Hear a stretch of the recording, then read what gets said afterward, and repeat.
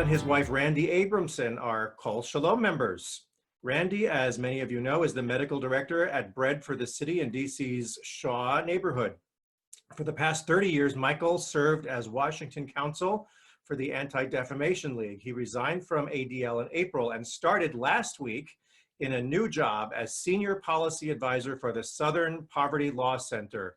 Mazal Tov, Michael, on that exciting new change in your life. As ADL Washington Counsel, Michael led their civil rights coalition, building efforts and advocacy on domestic policy issues, including hate crime prevention, religious freedom and church-state separation, LGBTQ and women's equality, and voting rights issues. Michael received the Justice Department's 2015 Meritorious Public Service Award for his leadership work in helping to enact and implement the Matthew Shepard and James Byrd Jr. Hate Crimes Prevention Act of 2009, and for building coalitions to combat hate violence. Yasher Koach, it is truly an honor always to be in this community with you, Michael, and it is an honor for all of us to learn from you this morning, and we'll turn it over to you. Thanks very much. Thanks, Rabbi. And thanks to you and Deb for really being on the front lines and serving as our spiritual first responders of sorts during this pandemic. Good morning, Kol Shalom friends and fellow congregants. Welcome to our kitchen. I really hope that you and your families are well. Randy and I miss you. We miss being together in shul. We miss our little corner by the front window where we can pray and connect and watch wildlife, which is a real benefit of there too. Like many of you, I really enjoyed Will's Zoom bar mitzvah last week. I enjoyed Gabe's Zoom bar mitzvah yesterday.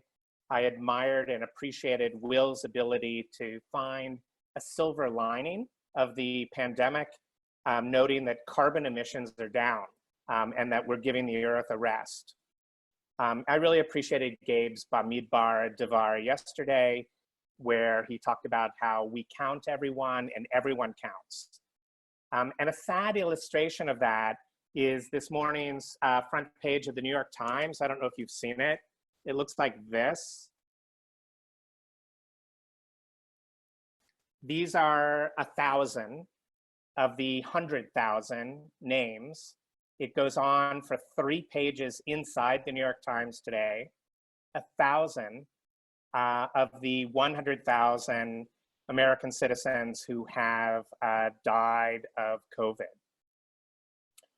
I promise I will get to a sort of silver lining, some reasons for hope that we will emerge from this terrible time, moving towards progress in making our country as good as its ideals. To start the conversation, I want to divide my comments into before COVID, during COVID, and then after COVID. And I'm not going to sugarcoat it, friends. I am guided frequently by the great book and movie Princess Bride. And to paraphrase Princess Bride, we are men and women of action. Lies do not become us. So before COVID, I would say that this was the most partisan, the most polarized, the most divided time for our nation, and the most dangerous time for Jews in my professional career. When we talk about anti-Semitism, one place to start is in data on hate groups and hate crimes. And let me reference 2 different reports. You can see in the chat function at the very top, I put a number of resources. They'll be there for you to refer to later. I think Deb is also going to find a way to put them on our website or send them out to folks that are interested as well. I want to reference an ADL report called Murder and Extremism. ADL has been doing it for the last few years. In 2019, there were 43 extremist murders, 90 of them tied to right-wing extremism. Of course, 23 of them occurred in El Paso at the Walmart. It was the most deadly attack against the Hispanic community in modern times. The Southern Poverty Law Center puts out an annual report. It's called Hate in America. For 2019, they identified 940 hate groups, more white supremacist hate groups than the year before, more anti-LGBTQ hate groups than the year before, more anti-immigrant groups than the year before. The FBI has the best hate crime data.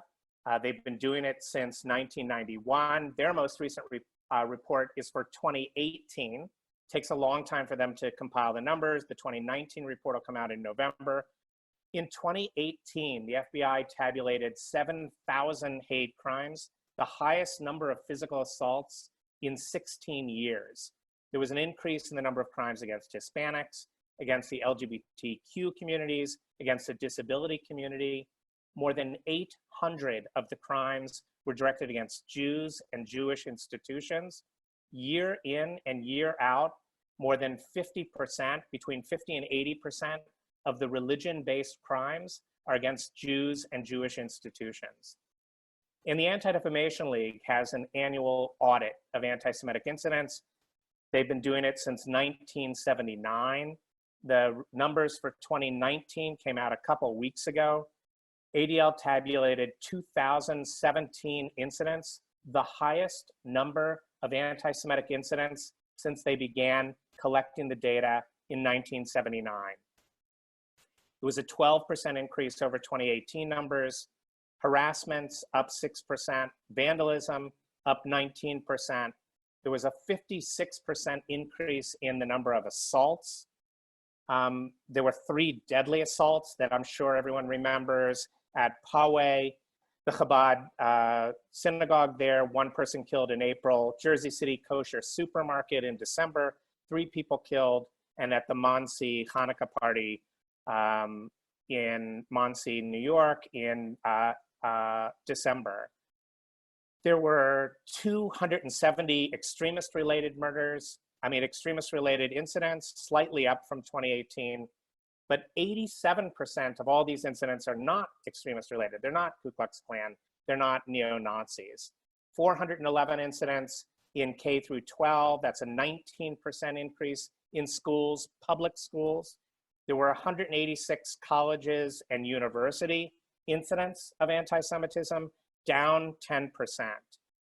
There's been a lot of focus. We could have a whole nother webinar on campus anti-Semitism, but in a year of rising anti-Semitism, I think it's important to note that the numbers of campus anti-Semitic incidents declined for the second year in a row in 2019, and only 20% of the campus anti-Semitic incidents were involving Israel or Zionism in any way. The vast majority of them were white supremacists, not having to do with Israel at all.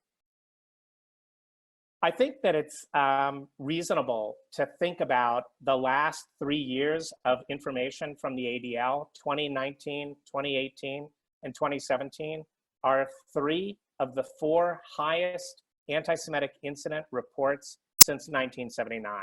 And it's appropriate to ask, if you're talking about 3 of the top 4 during the Trump years, what is the responsibility of the president for this increase in hate groups, increase in hate crime?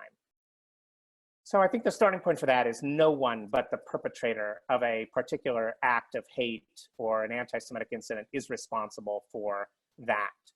I was part of the ADL team that worked in the aftermath of Charlottesville in August of 2017. Remember the riots rally in August of 2017, Jews will not replace us. Hundreds of white supremacists with tiki torches. I was part of the team responding to the Tree of Life murders, the most serious, most consequential, worst anti-Semitic incident in American history. 11 people murdered in their synagogue on Shabbat morning in October of 2018, 6 others wounded. I was part of the response team for Poway in April of 2019. And I will tell you that every single time we prepared a response to these incidents, the number 1 thing on our action agenda was to encourage civic leaders, leaders of all kinds, to speak out against hate. Jews are not responsible for anti-Semitism. Jews cannot end anti-Semitism. We cannot end it by ourselves. We need allies, mores, laws, and more than anything else, leadership. Words have consequences. Words matter. failure to speak out against hate and extremism matters a lot. As a candidate and as a president, Trump has made denigrating remarks about Mexicans, retweeted white supremacists, promoted the Muslim travel ban, referred to refugees and asylum seekers as animals, mocked disabled people, insulted members of Congress and judges. At the ADL, they frequently say the president's divisive, polarizing words have created a climate in which individual perpetrators feel emboldened to act. But in word and deed, this president has fallen well short of what we expect of our leaders. This president has the biggest bully pulpit in the world, and he definitely knows how to use it. Too often, he has used it to divide and not to unify. You may know that May is Jewish American Heritage Month. It's a great time to celebrate the First Amendment, to celebrate religious freedom, church-state separation. There is no historic precedent for First Amendment protection of religious liberty. There is no modern day parallel to the First Amendment. Church-state separation is absolutely fundamental to Jewish security in America. Before COVID, we have seen efforts by this administration, especially the Justice Department, to redefine what religious liberty means. When we think of the First Amendment, of the American ideal of religious freedom, we see it as a shield against religious discrimination, especially discrimination against religious minorities. This administration, cheered on by a core part of its base, evangelical Christians, has used religious freedom as a sword to thwart rights of religious minorities, of women, of LGBTQ communities. They have used it as a license to discriminate. Let me just give you a couple examples.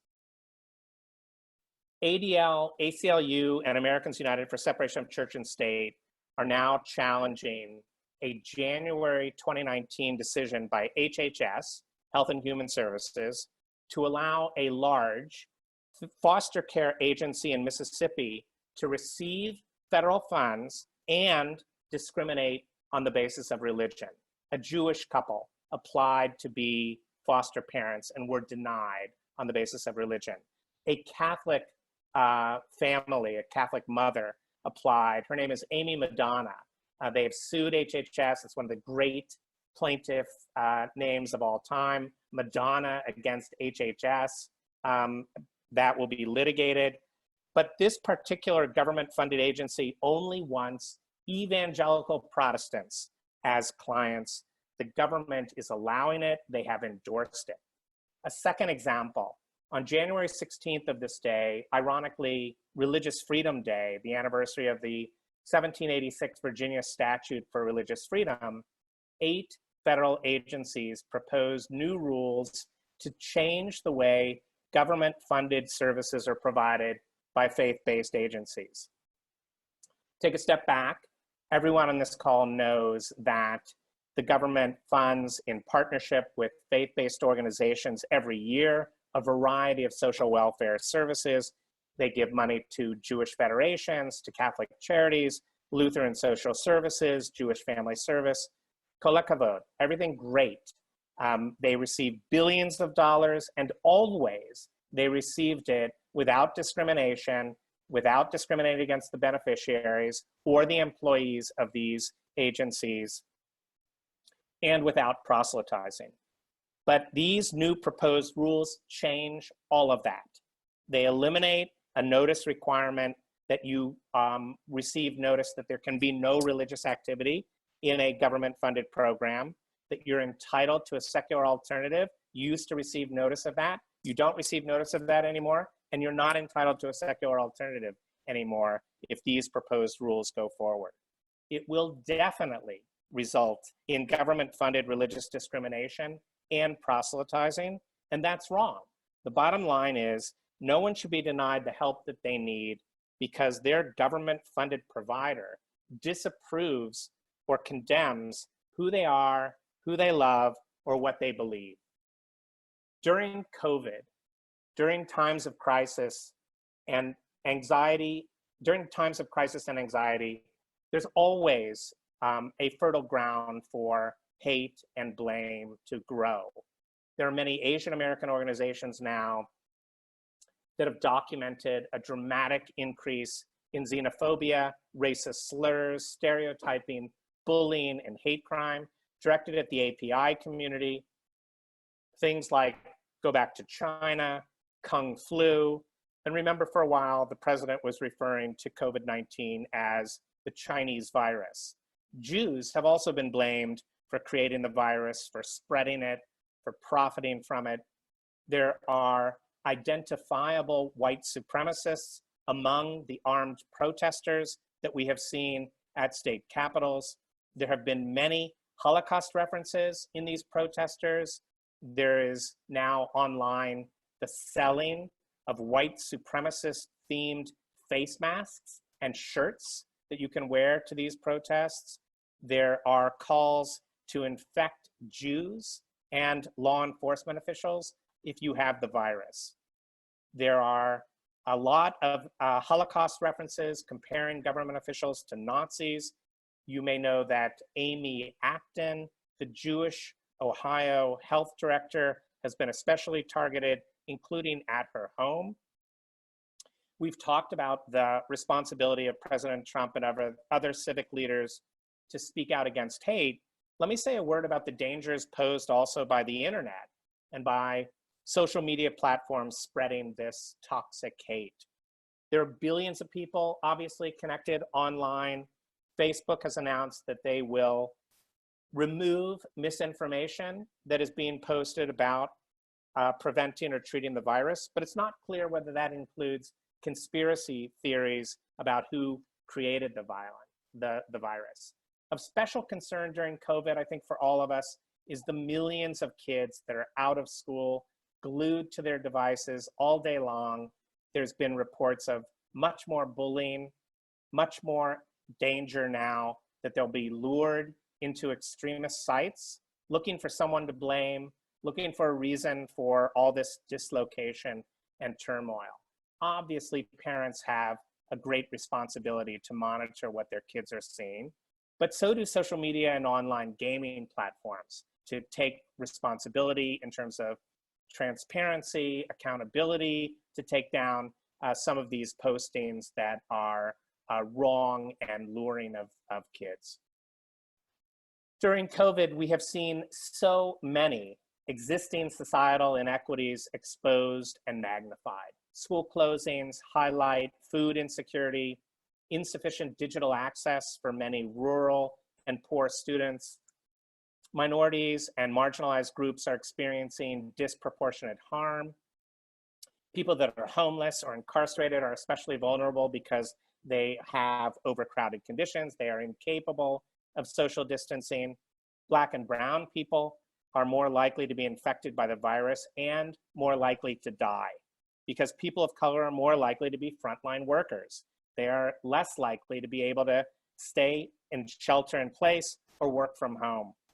Many African American, many people of color are transit workers, are cashiers, are grocery clerks, home health aides.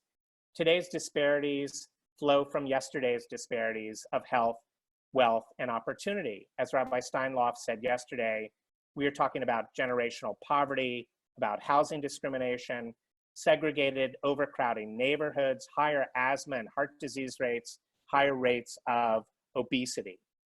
During COVID, we have seen a dramatic demonstration that we have a lot of work to do to ensure that elections on November 3rd take place and that they are free and fair.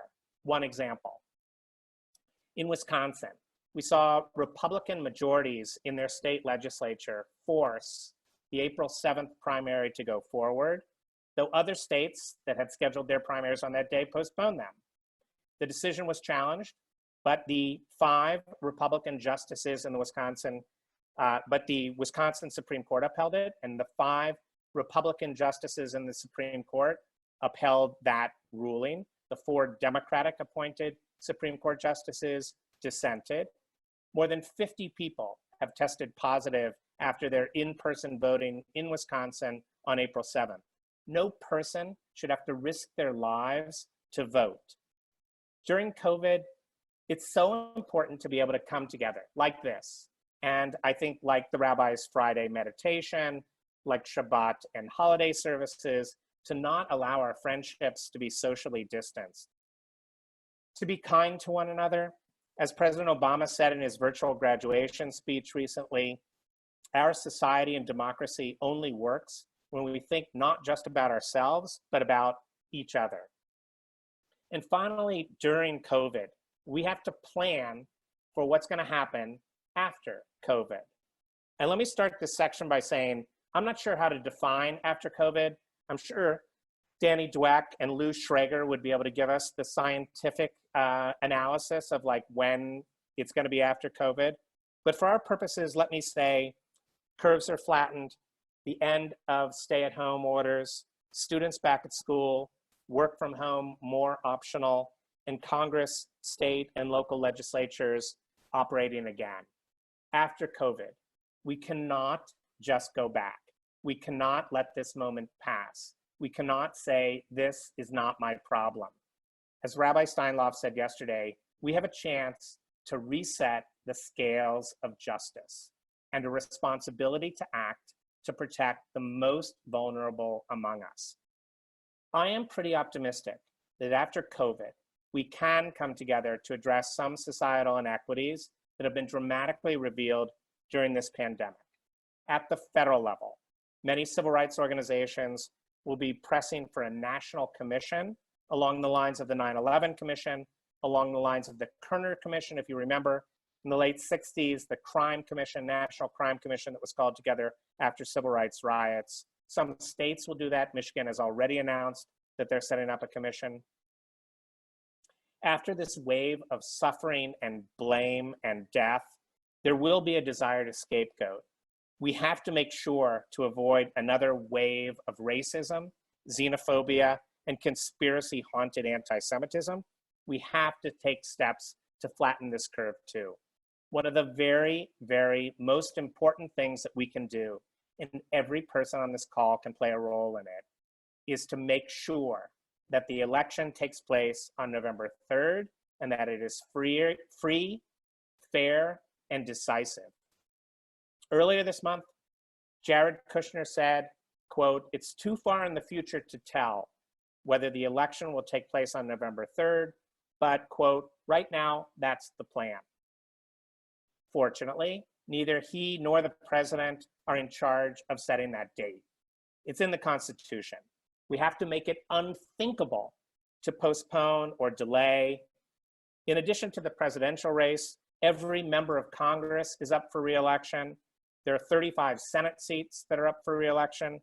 23 are now held by Republicans. 12 are now held by Democrats. One of the Republican candidates is associated with a crazy QAnon conspiracy-haunted theory. You can read about it in today's Times, other papers. The Republican-sponsored candidate to challenge the Oregon, now Democratic elected Senator Jeff Merkley is associated with this QAnon. QAnon, this could be another webinar, but basically, remember the Comet Pizza, the guy that walked into Comet Pizza in Northwest Washington and thought there was a sex ring, a child sex ring in the basement, and pulled out a weapon and started firing? That is the kind of deep state conspiracy haunted associated that is referenced with QAnon. Really, really off the charts, crazy stuff. But there are also thousands of state, local elections that will be up. Your involvement matters, your vote matters. Elections hold politicians accountable. There will be platforms and position papers written in the next months as Republican convention comes together virtually, probably as the Democratic convention comes together virtually. We have to ensure that commitments are made to address these societal inequities we've been talking about, to address anti-Semitism, hate, extremism, and religious freedom. We have a chance to educate ourselves, our parents, our friends, our kids, our relatives about how important voting in this election is, what the issues are that matter. And then obviously work after the election to ensure that whatever commitments are made are kept. I am optimistic because most of what I've been talking about this morning is reversible. The Senate has confirmed almost 200 judges for lifetime appointments, but all the executive orders, all the federal agency actions restricting rights and freedoms that I've been talking about are reversible by the next administration. I'm optimistic because seeds of progress have also been planted in congressional actions in the past several months. For example, after 20 years of work, a federal Holocaust education bill is headed to President Trump's desk. ADL and its allies worked on it. Hadassah played a lead role on getting that passed. Carolyn Maloney is the champion of Holocaust education at the federal level. She deserves a lot of praise. ADL and allies are now working on state mandates on Holocaust education, genocide education, teaching about slavery. It is time. It is an urgent time, as Holocaust survivors and liberators still live among us, to have Holocaust mandates at the state and federal level. In addition, after years of downplaying and ignoring the white supremacist extremist threat, Congress enacted in December a law to require better tracking and reporting of these white supremacists.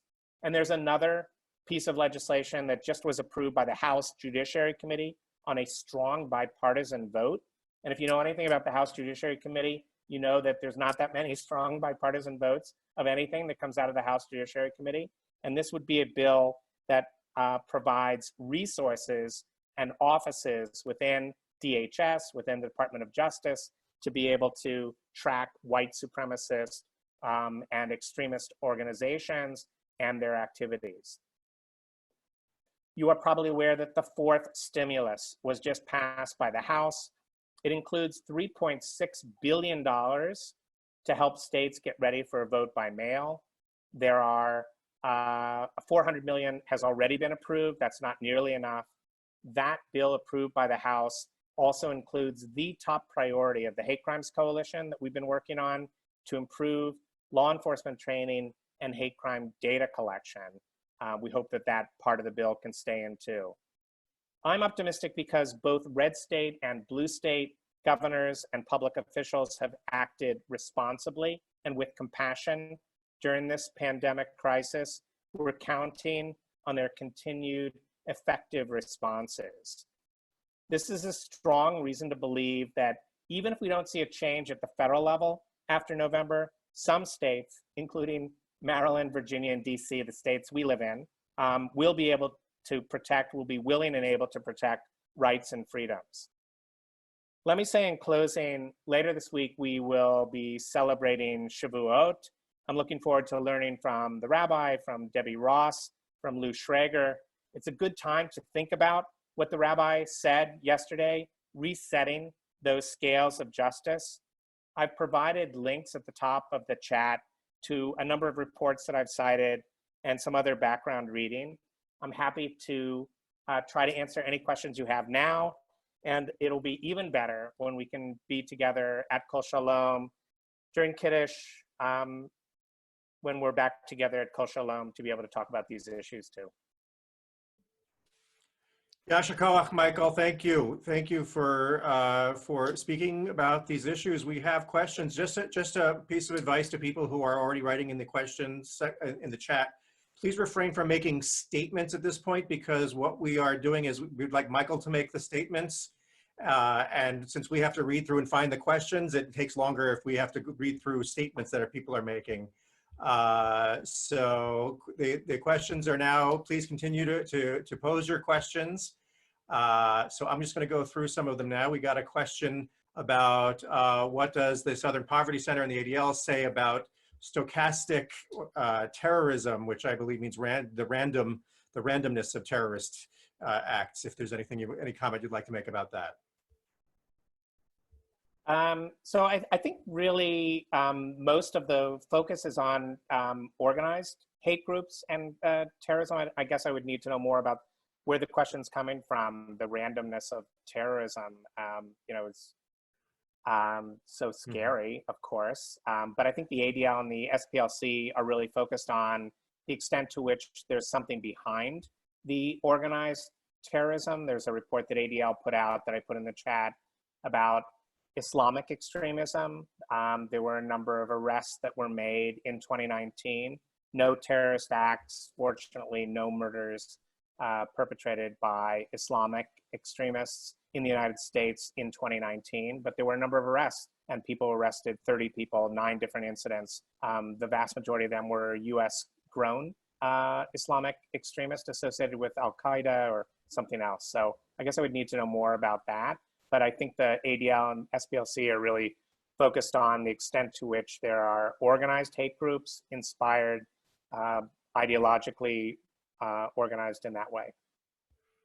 Right. I guess I can follow up the question also. There is, of course, the fact that a number of these incidents that have happened, for example, the one in Muncie, that certainly was not perpetrated by white extremists, but it was equally anti-Semitic in its bent. So, perhaps there are, many factors going. Some of them might be racially motivated or whatnot. Is that? No, absolutely. I mentioned that 13% of the ADL's more than 2,000 anti-Semitic incidents were motivated by, in any way associated by extremist groups, by hate groups, and that means that 87% were not. 87%, well, they're not random. I mean, there's something that's, you could put Jane Loves Bobby on the side of a synagogue, and that probably would not be an anti-Semitic incident. But if you put a swastika on the side of a synagogue, that's an anti-Semitic incident. It's not random. When ADL collects its data, 87% are unaffiliated, unassociated with organized hate groups. Okay, great. Next question.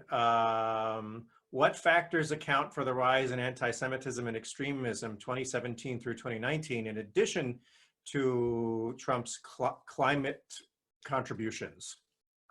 Right. So I think a real contributor is also social media and just the ability that extremists have and haters have to be able to organize online. We live in a free society. ADL is not, and the Southern Poverty Law Center as well, is not in favor of censorship. The benefit of a free society is the marketplace of ideas. You have to be able to defeat bad ideas, hateful ideas, with better speech, with better ideas. That's the way it works in the United States. That too is an experiment. We don't know if it works. It's been working pretty well so far, but it requires good people to speak out. And on the internet, there are multiple layers of opportunities for haters to organize, to promote their hate anonymously from a far distance. It's a very different situation, greatly facilitates learning, greatly facilitates knowledge, but also greatly facilitates hate. So we and others have called for, and maybe I'll add some resources to responsibility and accountability for platforms like Facebook and Twitter to be able to weed out some of this hate that crosses the line from fair comment into anti-Semitism. Just one example of that. Facebook, there are Facebook pages for Holocaust denial, which is crazy. Holocaust denial is anti-Semitism. And if you have a terms of service, as every platform does, and your terms of service include not denigrating or involving racist organizing with your platforms, you should be able to ban Holocaust denial. But so far, Facebook has not. Okay. Question about what about allegations that equate right and left regarding anti-Semitism? Equate right and left? Mm-hmm. That's the question.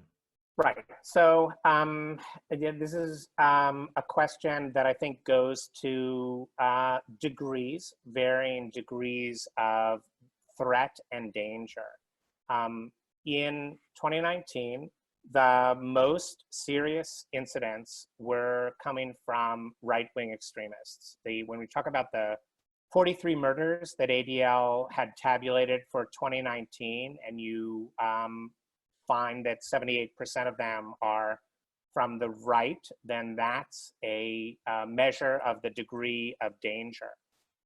Barry Weiss and others in her book, How to Address Anti-Semitism, has talked about anti-Semitism from the left being more of an existential threat, like less of a threat that you'll be murdered by some left-wing hater of Israel, but more of an existential threat. I think that's hard to quantify, but clearly a danger that needs to be addressed. I think that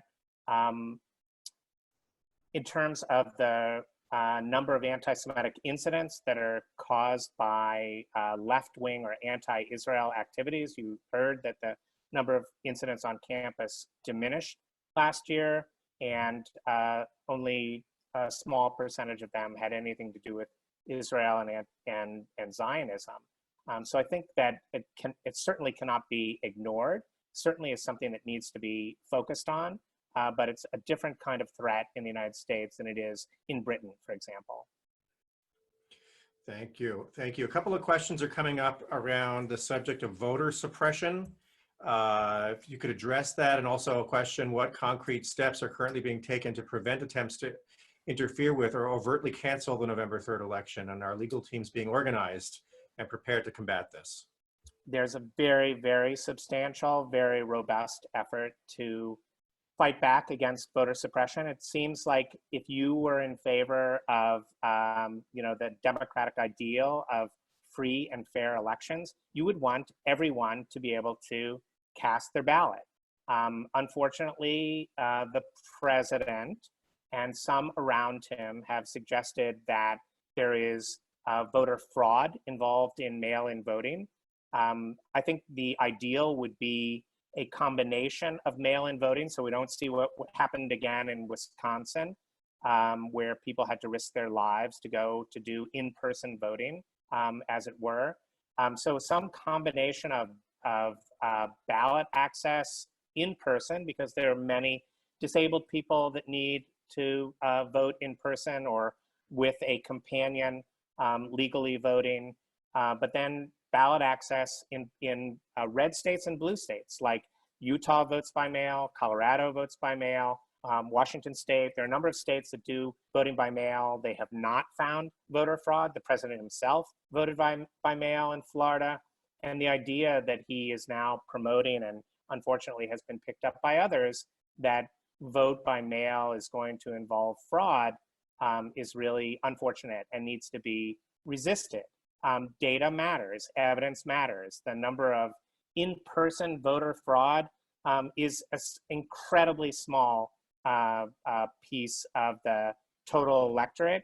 The number of instances of vote by mail fraud, they've been doing it for years in those states, red states and blue states. They just don't find the kind of fraud that people should be concerned about, but the systems need to be built. Part of it is money. To be able to make sure that states are ready for this, it requires putting stamps on your finding the addresses, sending the mail to them, making sure there's a stamp that goes back to the government so that it's not a poll tax. You have to find a stamp. College kids, have they been in a post office? Have they ever licked a stamp or put a stamp on? We need to make it as easy as possible. Great, thank you. So a question, you made an interesting comments about kind of the radical access to information of all kinds, including extremely dangerous information on the internet. There's a question, how do you recommend we participate in online efforts to let good ideas out-compete hate? Yeah, I mean, it's clearly not something that, it's not a battle that can be won on Twitter. It's not, I think that only part of it is online. The work online is only part of it. I think we have to be able to build up and identify when lines are crossed. I think Facebook groups that are promoting Holocaust denial is a good example of a line that's crossed, and people should complain about that to Facebook. And I think people should be on the alert for making sure that when something is harassing, discriminatory, racist, that it be reported. There are ways for it to be reported. Social media and gaming platforms can do a much better job of making it easier to report when things cross the line, or when people are feeling like they're being targeted or harassed, to make that stop. But I also feel like there are really important ways to share information. When you find a good article, a good website, sources. I've given a couple different websites at the top of the chat to talk about some of these things. And I think sharing information among ourselves, I'm not sure we can win the fight on the internet, in the dark web. I don't know that we have to fight that battle there. I think it's more or less a one by one by one. Drawing the line in terms of our own personal contact, in terms of our own personal conduct and our own personal contacts, and then trying to share the good, the light.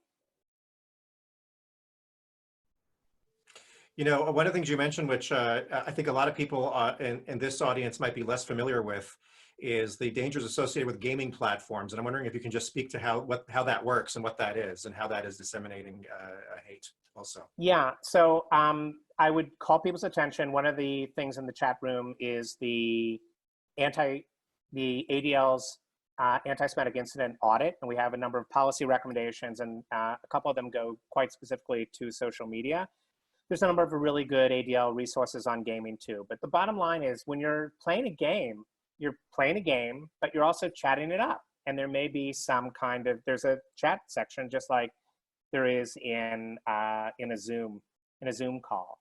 And people are communicating in between playing the game. They're meeting each other. They're learning about each other. There might be a game that has particular characters that have some kind of extremist tendencies. It is a way for extremist groups to lure young people who think they're playing a game and it's a fun game, but also to chat and to say, you know, why don't you learn more by looking at this website or following me into this other Facebook group to learn more about, you know, what we're trying to do. So it is, it's a little bit more than the Wild West. It's a really dangerous place. And of course, it's populated by our kids and by, you know, millions of young people all around the country. So it is a particularly dangerous, and I think really unfocused on danger in society. People know about Facebook, they know about Twitter, but the gaming platforms, you know, you're playing a game, who thinks that that's also going to be a place where you're going to be lured into the extremist world, but in fact it is. Exactly. By the way, there are a couple of comments that people are not seeing some of the resources that you're talking about. We are working on that.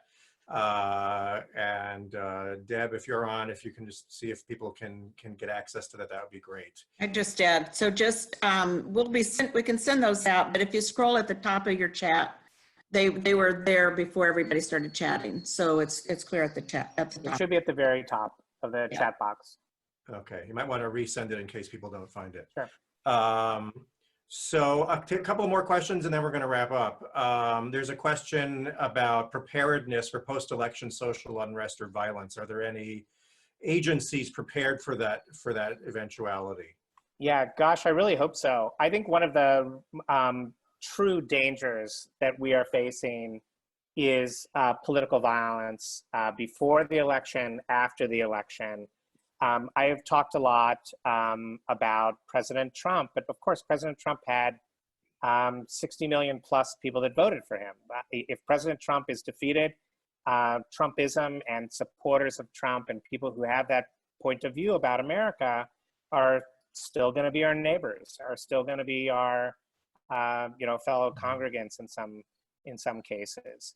And we need to make sure, that's why I said the election has to be decisive, that to the extent to which the results are uncertain, that would make, I think, political violence more likely that that the president or supporters of his would be able to say the election was fraudulent, it was unfair, we need to take to the streets. I think what we've seen in the very, very disturbing armed confrontations in front of state legislatures is one of the nightmare scenarios going forward. Part of that is law. It just seems crazy that you can take a semi-automatic weapon into a state capitol, on the steps of a state capitol. So that's just something that state by state, I think we have to work through. But I know there are really smart people that are part of thinking about how to diffuse political violence. And whoever is elected the next president, we have to hope that that person will work to diffuse the incredible passions around the election and be able to recognize that what's at stake for our country is so very dear to all of us, that to try and tamp down as much as possible the extremism, the dissatisfaction. But there will be, half the country, a little less than half the country, will be unhappy about the results in November, and whoever is elected president will have to work to win their confidence and work to try and meet some of their very real concerns as well. Great, thank you. Michael, question about this extraordinary following we're seeing across our society of conspiracy theories, and of course how that's been validated from the top. However, as a religious leader, I'm often speaking about how is it from a religious, spiritual, psychological way that people are able to do that. But I think so many of us are mystified about what it is that why would people believe these kinds of things in the first place? Do you want to speak to that a little bit about how it works that people are willing to believe in these outlandish things in ways that when people like us read that, they are clearly ridiculous, but millions of people seem to be believing them? Yeah, I mean, I think the world is so large. Tom Friedman and Dennis Ross in their really thoughtful and great webinar a couple of weeks ago talking about the interconnectedness and just so many mysteries of life, and so many things that could be filled in not by reason, not by evidence, not by science, but by some kind of fantasy. And it's hard for us to believe, but I think the thing that we have to understand is that it totally exists. And this Senate candidate is associated with this QAnon. Maybe I'll put an ADL report also about it in the resources that we have. That is just like when you read it, every single person on this call, when you read it, it's just unbelievable. Of course you dismiss it. The person that walked into Comet Pizza it's a couple of blocks from our house. He was absolutely convinced that there was a basement. There's no basement in Comet Pizza, and that there was some kind of a pedophile ring that Hillary Clinton was running in the basement of this pizza place in Northwest Washington. So, we can look at that and say, like, that's crazy town. But there are these conspiracy theories. The internet, love it, hate it. These conspiracy theories live on the web, are nurtured on the web, and some people just cannot dismiss it, won't dismiss it, however crazy it seems to us. And I think the important thing for us is, I guess, two things. Number one, try to make sure that the better information on the web is there. I don't think Comet Pizza has to set on their website, we are not running a pedophile ring in our basement. We don't even have a basement, but something short of that. But I also feel like laws obviously need to be enforced. The Justice Department, to their credit, has been very tough on hate criminals, very tough on terrorist incidents. This is something that they've been great on through Obama, through Bush. The Justice Department has been very steady on prosecuting, investigating hate criminals. That's something that's very, very important with the authority that they have. And we have to make sure that that continues. When people cross the line, it's one thing to believe that, to talk about it in chat rooms, but to act on it requires a strong response. In the same way as, like, you may hate a particular ethnic group, and you can write about it, you can think about it, but when you act on that hate, then you cross the line into criminal behavior, and that's where law enforcement must come in. Right. Final question.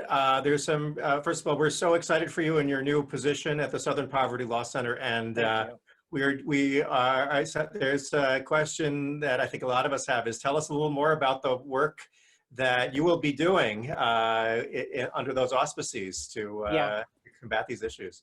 Thanks, Gil. Thanks, friends. So I'm really excited about the work. The Southern Poverty Law Center and the ADL have been partners for decades. SPLC will celebrate its 50th year next year, and my work is going to be to try and infuse some policy sensibilities in the same way that I worked after Charlottesville, after Tree of Life, after Poway. I'm going to try to help elevate some of these policy sensibilities for SPLC. You will read The Year of Hate. It's shocking to read the SPLC report, but they don't really provide any kind of concrete policy recommendations for Year of Hate. I mean, in one level, it kind of speaks for itself, the number of hate groups and where they are and how many are located in Maryland and Virginia and DC and the rest of the states, and how many kind of speaks for itself. But we're going to try and elevate some specific policy recommendations that are associated with it. And I'll just give one example of that. There was a hearing at the beginning of the year in a House subcommittee on armed services personnel about hate groups in the military. And it was a bipartisan hearing. Both Republicans and Democrats should be able to get behind the idea that hate groups should not be recruiting people in the military, that people in the military should not be openly associated with hate groups, that there should be a zero tolerance in the military. As we're training people with explosives and weapons, they should not be able to be also members of hate groups.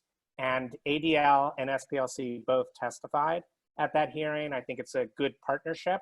And I think there's a real sense of urgency going forward on some of the issues that we've talked about, to be able to continue to work in partnership, but be able to, I'm hoping, elevate some of the specific policy recommendations and to prepare for the next administration, whoever's elected, to try and be in a position to advocate for some of this resetting of the terms on justice and kind of learning the lessons and moving in a direction of America that is as good as its ideals.